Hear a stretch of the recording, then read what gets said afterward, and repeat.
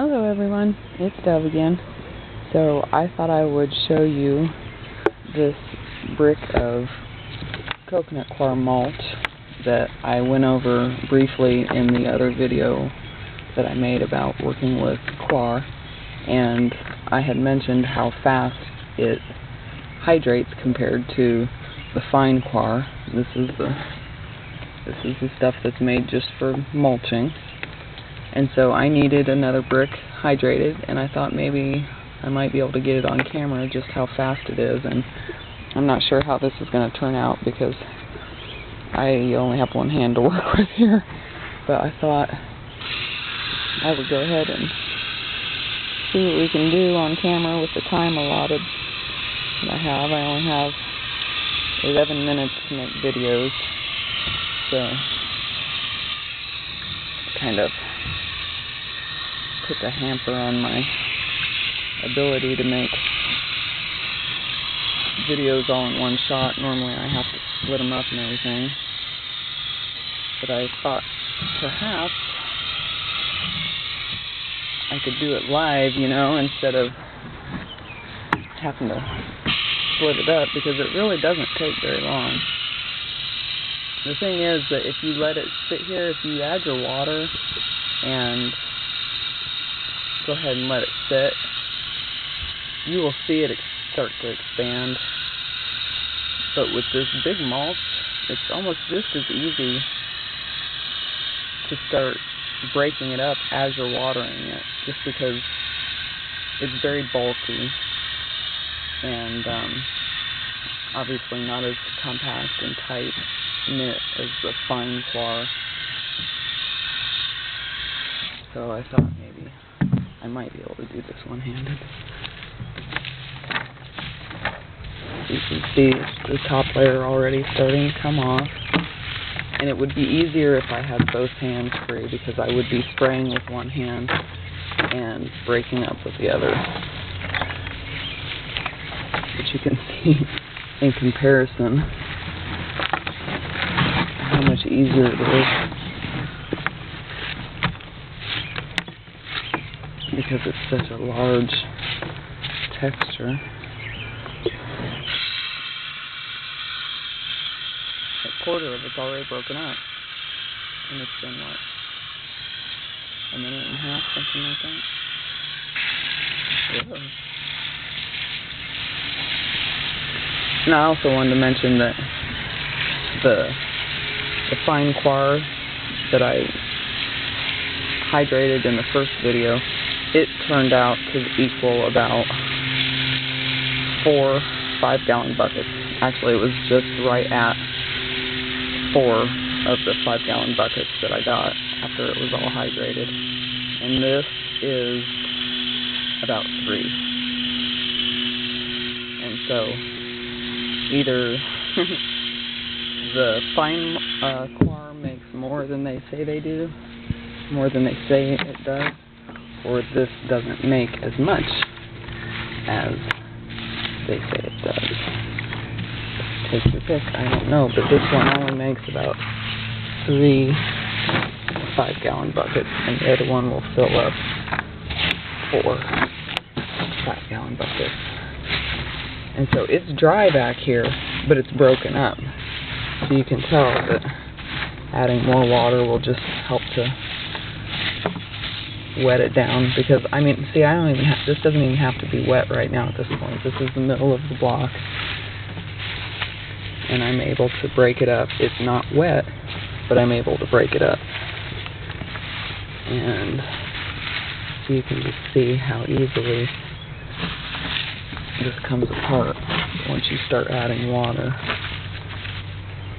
And it is rough on the hands, you know, but it's not too bad. It's kind of like working with wood chips, I guess. Sorry, I'm paying more attention to what I'm doing than I am what's on the screen, so if what I'm doing is not on the screen at any time, that's because I'm not looking at the screen, so I apologize. The whole point of making the video is so you can see it. Okay, I'm not going to add too much more water because this stuff does not take as much as they say it does. And I can move that stuff aside and you can clearly see it's standing water, so there is water wasted when you're doing the mulch. Even when you use just what you need, seemingly, you'll still find water in the bottom. And it's heavy. It's not quite as heavy as the fine grade stuff though, because again, there's not as much here. I mean, if you review that other video, you'll be able to tell that the fine coir fills up this garden cart much more. And there's a little swimming pool down there. And like I said, this stuff, they don't say that they have processed this coir to remove the excess sodium, and so it might be in your best interest to just rinse it when you're done. And I'm not sure if I can show you that while I'm videoing because this thing is huge, and I usually take 2 hands to tip it over. And see, there's still a few pieces that are dry, but for the most part, it's all at least moistened, and it's not going to expand any more than this. So putting more water on this right now just doesn't make sense because it's done expanding. It's not even really expanding. It expands a little bit, obviously, but it breaks up more than it expands. It's not like the really fine coir. Sorry for being out of breath. This stuff is pretty heavy, and it is still very hot. I have to wait until nightfall almost to do anything around here because it's so hot. But yeah, I'm not going to add any more than that. What I'll do is I'll tip this thing up on its end. This is its end. And I'll let the water drain out.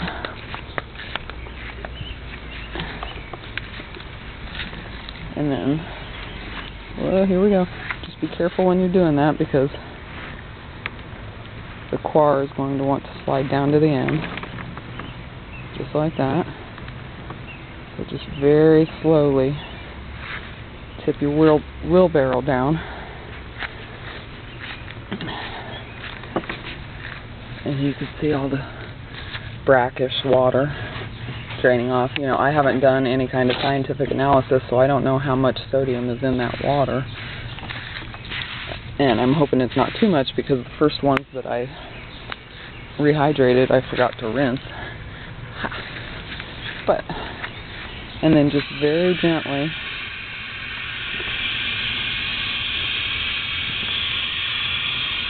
go through it with your water. I say very gently because you can see it, possibly you can see it starting to fall. And the train says hello. If I had both hands, it would be a lot easier and I wouldn't be so worried about it falling. But you just keep it here on its end while you're rinsing it. There we go.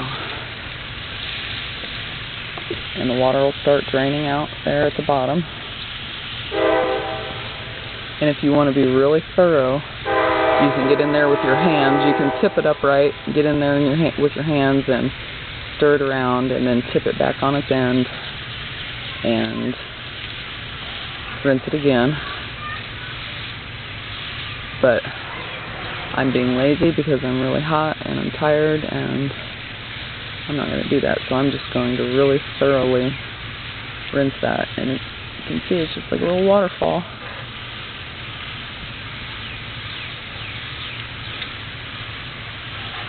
And so I just make sure I'm getting the back side like that so that it's going behind the coir. and then just go at it straight at it in front. And I'm not real particular. I mean, I am usually, but sometimes I'm not. And then, like I said, it didn't seem to be hurting the plants. This is just an extra precaution, which I don't know if you can tell or not, but the water's still flowing out, and so what you want to do is just let it sit here and let it drain, and then tip it back up on its side, and you'll be able to start using it. It'll still be sopping wet, but that's okay. And from here, you'll put it on your garden beds, wherever you need mulch around your plants. And it's actually a very good mulch. I've had really good success with it, and it keeps the ground pretty moist, and it absorbs water pretty well, very easily. Yep, I think it's just about done. Alright everyone, hope that was helpful. Let me know if you have any questions. Bye.